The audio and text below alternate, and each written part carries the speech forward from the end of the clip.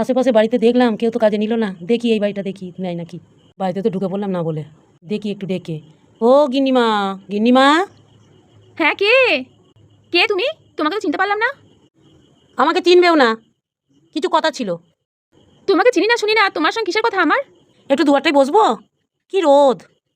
হ্যাঁ, এসো এসো। দুয়ারে বসতে হবে না, ঘরে পাখার তলায় চলো। এসো।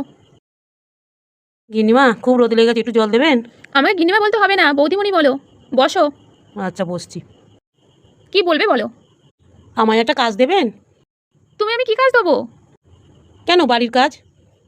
আমার বাড়ির কাজের লোক আছে তো। আমি তো গরিব মানুষ, ছেলেপিলে নিয়ে খেতে পাবো না।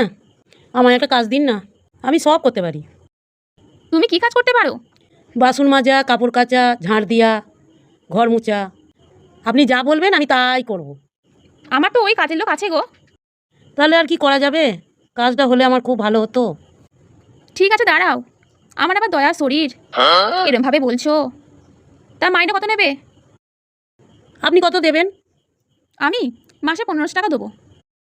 1500 টাকাটা দেবেন না বৌদিমণি, ওটাকে 1500 টাকা করে দেবেন। আমি তাহলে কি 1500 টাকা বেশি চাইলাম? না না, ঠিক আছে। সকালে খাবার কিছু দেবেন না? হ্যাঁ, ব্রেকফাস্ট দেবো।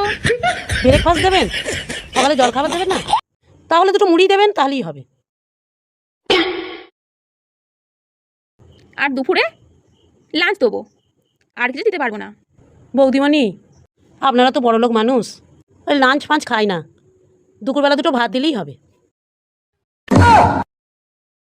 ঠিক আছে ঠিক আছে, বেশ তাই দেবো। ও বৌদিমণি, তাহলে কবে থেকে আসবো? তুমি কাল থেকেই এসো। ঠিক আছে, আসছি বৌদিমণি।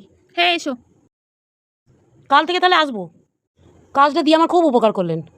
ঠিক আছে, আসছি। এখনকার দিনে এরকম মানুষ আছে, তার জন্যই বলে একটু পড়াশোনা শেখার দরকার। যাগ্য, আমার আগের কাজের লোকটা 2000 টাকা নিত, আমার তো 500 টাকা বাঁচলো। যাক,